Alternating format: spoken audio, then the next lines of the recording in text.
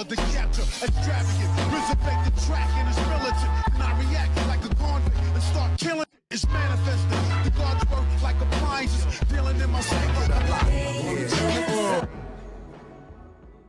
Yo, what's going on everybody? It's your boy Naruto Explained here, and today I want to make a video on a topic that has been really on my mind for a while now, which is where in the timeline does the Kara Actuation Arc take place? I've seen a bunch of people asking me this. I get it at least once per episode review, and I decided that since we're getting to the point where it looks like the Kara Actuation Arc is getting ready to head into its home stretch, I want to go ahead and make the video and tell you guys where you should place this arc in the timeline, because there's still quite a bit of confusion. Part of the reason why I wanted to wait and make this video was I wanted to see if the anime was going to offer any contradictory information that was different from what I originally thought when I got a hold to some of the information about what this arc was supposed to be going for and what the arc was intending to accomplish. And so I want to go ahead and say right now that I think now's the perfect time to kind of slot this into the Boruto timeline. So where in the timeline does this take place? Well, if you go to the Boruto manga in either chapter 14, 15, or 16, that's when you have the Boruto versus Shojoji fight. And then I believe at the end of chapter 15, you have the Kara organization. They're meeting after Sasuke speaks with Shojoji, and Shojoji tells him about the organization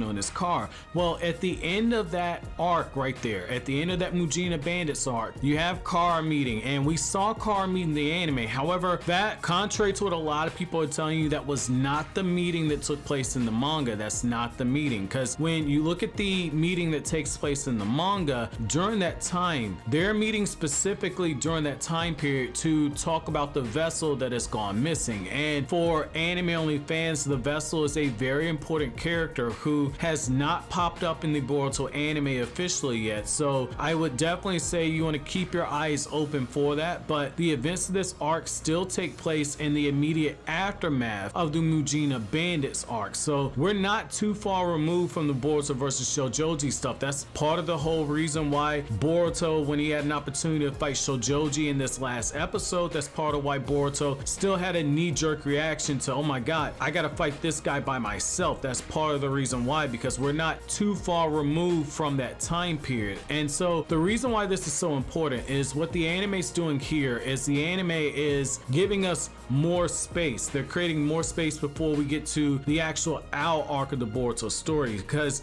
when you get to the Owl arc, there's a little bit of a jump that takes place between the Mujina Bandits, which is implied in the manga that not a lot of time passed between the versus Momoshiki arc and the Mujina Bandits arc. And when you get to the Owl arc, there's been a pretty significant amount of time that actually passes between that, because it's been implied in the manga that Sasuke and Boruto have continued to train. Boruto's learned some pretty impressive new jutsu during this time. Even Naruto says like, hey, that's a nice looking Rasengan you got right there. It's pretty nice to see. Oh, that's a really nice lightning style and water style jutsu you're using. I can tell you've been training. So we've seen stuff that the anime has been alluding to, with Boruto having a newfound desire to train and just a new fire lit under him. And that's what this arc right here is accomplishing. Same thing with Sarada with this Sharingan training. She doesn't actually get her 3 Tomoe Sharingan until the events of the Sasuke Shinden novel. You see them taking little small steps to actually set up the stuff that's going to be very important for the actual future of the series. But I've seen a bunch of people saying like, oh, this arc,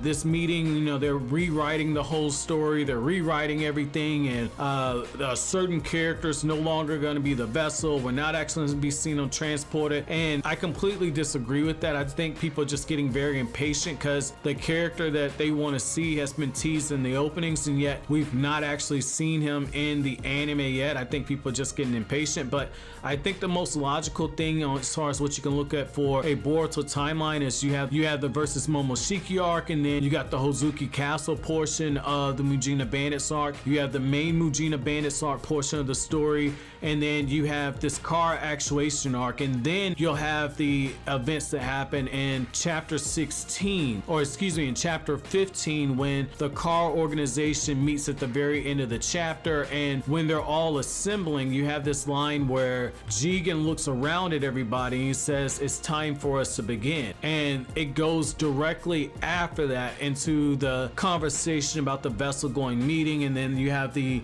encounters with the various members of Kara that take place, the conflicts that take place. And I don't want to ruin that for anime only fans, but I definitely think that this is something that you have to kind of look at and get an appropriate way to kind of slot this, because I think based on the information we've been getting in this arc right here, I think they've done a very smart idea of actually pushing off when we see the official meeting of Kara, when they talk about the vessel, because they needed to better establish who Kara was before we actually got to this meeting right here. Because the fact that they're spending the entire GDP of a small nation on this vessel, it should be one of those things to where when it gets said in the anime, you don't question it. And so if you get the opportunity to see Kara working behind the scenes and having all these brilliant minds and all these scientists, and basically Victor having a tech company that's very successful, now all of a sudden you believe it when they say that, oh, we spent a small fortune, an entire nation's net worth on this vessel. I think that now when they start saying those lines, you're more inclined to believe them. However, I want to know from you guys, do you guys think this was the best decision to start this arc in this time period? Let me know what you guys think down in the comment section below. But as always, guys, if you like anything I had to say, don't forget to comment, rate, subscribe, and share. Thank you so much for watching all the way to the end. Have an awesome day, guys.